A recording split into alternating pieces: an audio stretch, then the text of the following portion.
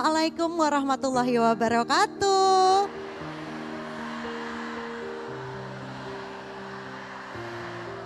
Alhamdulillah kita bisa berkumpul di sini di Masjid An-Nabawi Tangerang, tentunya di mana? Di kajian hati. Tenangkan hatimu. Kita punya topik seru banget hari ini adalah saat dunia menuju sirna, siapkah kita menyambutnya? Kita persilakan Ahilman untuk memberikan tausiahnya. Mangga A. Bismillahirrahmanirrahim. Assalamualaikum warahmatullahi wabarakatuh.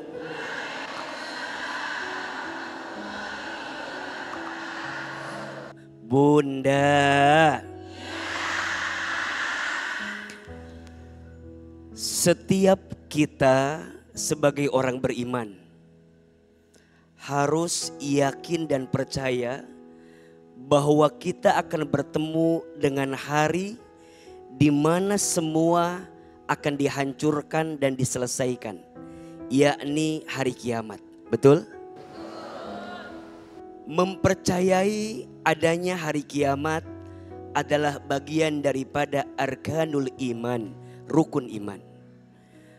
Maka satu kali ada malaikat Jibril alaihi salam yang pernah bertanya kepada Nabi Muhammad SAW.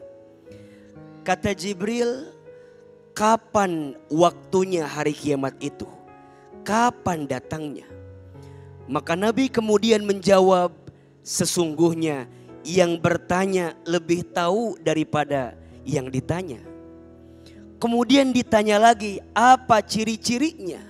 Maka kemudian Nabi menyampaikan, daripada bertanya tentang seperti apa dan kapan waktunya, lebih baik menyiapkan dirinya untuk bertemu dengan hari kiamat itu. Maka pertanyaan selanjutnya, seperti apa keadaan yang akan terjadi ketika hari kiamat datang kepada kita? Disebutkan di dalam surat Al-Waqi'ah. Allah Subhanahu wa taala berfirman, A'udzubillahi minasyaitonir rajim.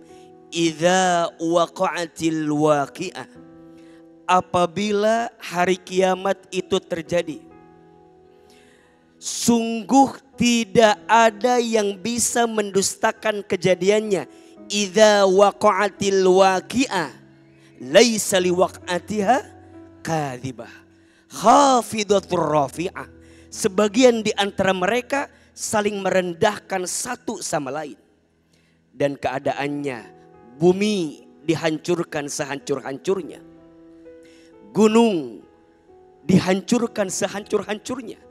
Bahkan debu itu bertebaran dan manusia akan dibagi ke dalam 3 bagian.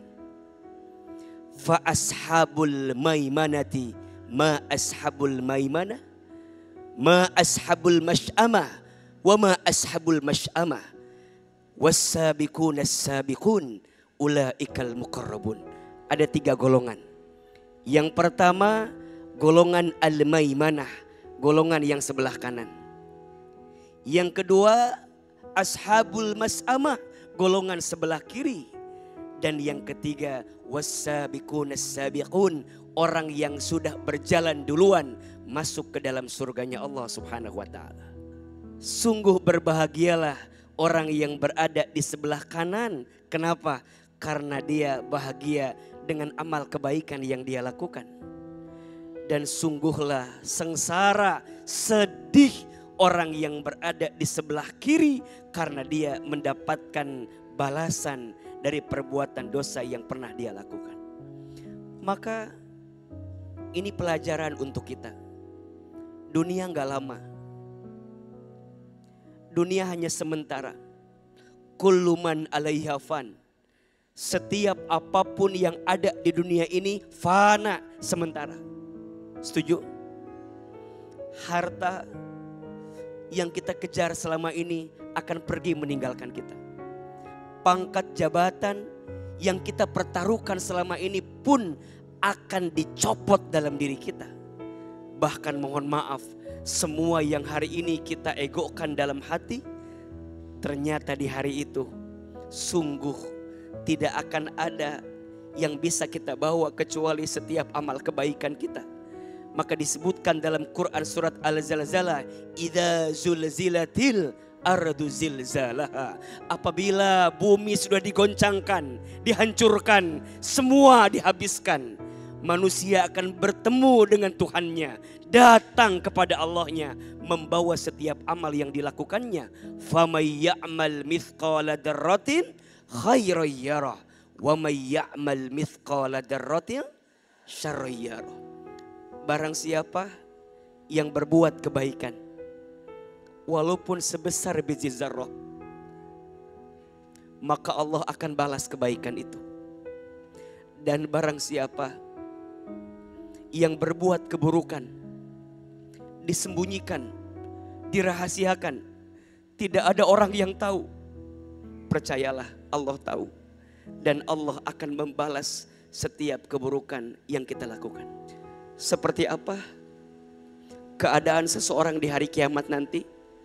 Jawabannya tergantung sikap dan amalnya ketika dia hidup di dunia ini. Semoga saat nanti kita dibangkitkan, dikumpulkan, insya Allah kita dibangkitkan dan dikumpulkan dalam keadaan yang terbaik di sisi Allah Subhanahu wa Ta'ala. Amin ya Rabbal Alamin. Kajian hati, tenangkan hatimu. Baik AA, penanya berikut ini kita pasti udah pada kenal ya. Ini adalah perempuan cantik Nazira Syafa. Silakan Zira. Assalamualaikum warahmatullahi wabarakatuh. Waalaikumsalam warahmatullahi wabarakatuh. Sebelumnya aku mau memperkenalkan diri dulu. Aku Nazira Syafa, Ustadz. Jadi Ustadz, aku ini lagi lost, keimanan aku lagi turun. Aku nggak tahu gimana caranya untuk bisa survive, karena bagaimanapun Ustadz, kehilangan yang aku dapat ini kan berulang. Aku kehilangan Bang Amar di usia yang cukup singkat kan ya, cuman 172 hari. Terus sebelum itu juga aku kehilangan calon baby aku. Jauh sebelum itu juga aku kehilangan almarhum ayah aku. Di jalur hidup aku mungkin aku lebih familiar dengan kesedihan daripada kebahagiaan. Katanya kalau kita diterpai masalah, ujian itu adalah bentuk kasih sayang Allah, Ustadz. Katanya seperti itu. Tapi logika aku belum masuk, Ustadz. Kenapa bentuk cintanya Allah itu menyakitkan? Dan aku mencoba banyak hal untuk terus menaikkan iman aku, untuk terus believe, untuk terus percaya kalau Allah itu sayang sama aku. Tapi Ustadz, lagi-lagi aku kehilangan arah. Lagi-lagi aku ngerasa kayak sulit untuk mendapatkan belief itu, sulit untuk mendapatkan kenikmatan untuk bisa terus percaya sama Allah, untuk bisa terus Allah tuh harus aku percaya kalau Allah itu sayang sama aku. Dan itu kesulitan aku untuk sampai saat ini. Tahun lalu aku juga kesulitan. Bahkan aku sempat ngerasa kayak apalagi aku ada di dunia sosial media yang tekanan apalagi aku salah satu ada nama keluarga yang harus aku lindungin. Aku kesulitan untuk bisa melindungi nama itu dengan background aku yang masih sangat minim, iman aku itu nggak setinggi itu, Ustadz. Aku kesulitan untuk melindungi itu semua. Jadi aku beberapa kali dapat hujatan, kerudung aku udah nggak sepanjang dulu waktu sama Bang Amr. kenapa Zira sekarang begini, kenapa Zira sekarang begitu. Itu kesulitan untuk aku, Ustadz. Sampai aku berpikir apa aku lepas hijab aja sekalian biar mereka puas ngehujat aku. Bagaimana caranya untuk bisa nguatin iman, Ustadz, di tengah cobaan yang sangat banyak? Bagaimana untuk bisa menstabilkan kepercayaan kita, belief kita? Kalau cobaan yang kita dapatkan ini the real love, true love dari Allah, Ustadz. Gitu, Ustadz. Terima kasih. Iya, Bunda.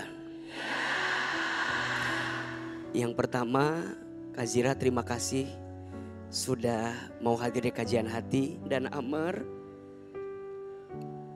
Semoga Allah lapangkan alam kuburnya. Allah terima iman Islamnya. Dan semoga Allah jadikan kuburannya raudhah min riyadil jannah. Amin ya rabbal alamin. Yang kedua, Zira dan semua yang sedang merasakan kehilangan, tolong catat baik-baik. Setiap orang besar itu pasti akan diuji dengan kehilangan yang sangat berat dalam hidupnya. Sebut saja Nabi Muhammad SAW. Baginda Nabi itu adalah sosok yang kehilangan dalam hidupnya sangat panjang. Ketika beliau dalam kandungan, beliau kehilangan ayahnya. Beliau dilahirkan, tak lama kemudian beliau kehilangan ibunya. Kemudian beliau diasuh oleh kakeknya. Tak lama kemudian kakeknya wafat meninggalkan dirinya. Tak lama kemudian baginda kemudian tinggal bersama dengan pamannya. Kemudian beliau menemukan sosok perempuan yang mendampinginya. Ternyata paman dan istri pertamanya yang begitu dicintainya wafat di waktu bersamaan. Bahkan disebut tahun itu dengan Amul Huzni, tahun kesedihan. Kemudian beliau menikah. Beliau punya anak laki-laki. Tak sampai dewasa, semua anak-anak laki Nabi wafat di usia masih kecil. Coba bayangkan, baginda Muhammad Rasul kita itu adalah sosok yang ujian kehilangannya tak bisa diungkapkan dengan kata-kata. Ini menunjukkan satu kali beliau pernah bertanya, ya Allah, kenapa engkau mengambil semua orang yang aku cintai? Kenapa engkau mengambil semua orang yang aku bersandar padanya? Pamannya Abu Thalib adalah sosok yang kuat, yang membela keponakannya dari serangan kafir Quraisy.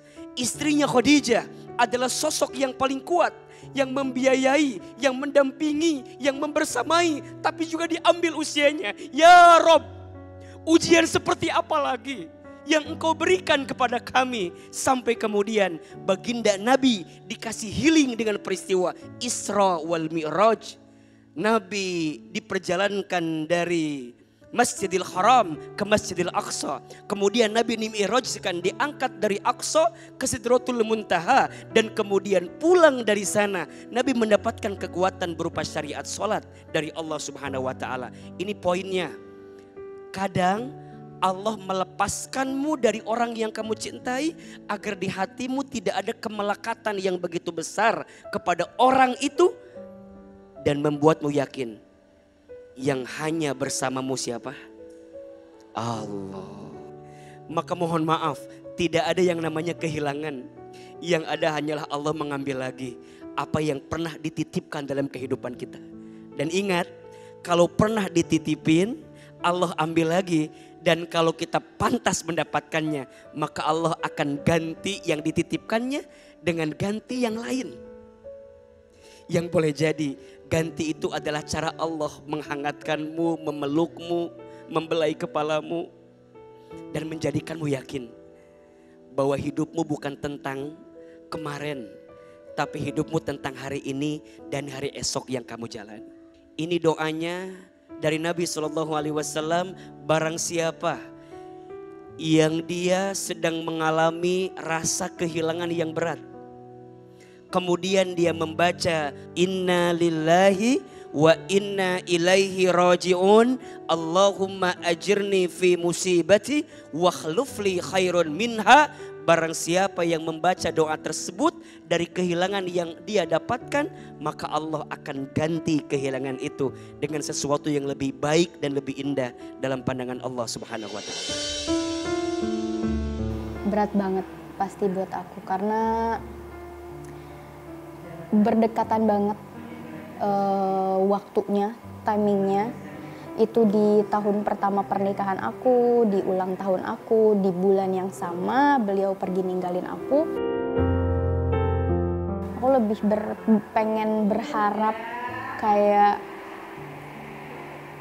bisa nggak ya aku punya keluarga lagi. Aku hampir ya, almost, aku hampir memiliki keluarga yang sempurna di mata banyak orang. Aku pernah punya suami yang baik banget. Aku hampir punya anak. Dan aku kehilangan itu semua di waktu yang berdekatan. Bisa nggak ya aku punya lagi kesempatan itu? Karena kan kita nggak tahu ya, kedepannya nanti yang datang ke aku kematian atau jodoh lagi. Aku bakal ada kesempatan jadi ibu nggak ya? Karena kalau misalkan sebagai perempuan, normalnya kita pengen nggak sih dipanggil ibu? Aku bukan hanya menceritakan kisah aku juga mendengarkan banyak kisah-kisah di luar sana yang juga memiliki kisah sedih, yang juga menjadi penguat untuk aku, untuk kayak aku nggak sendirian loh, luka aku tuh nggak seberapa, ada di luar sana yang punya luka juga. Dan kajian-kajian seperti ini mengobati menurut aku.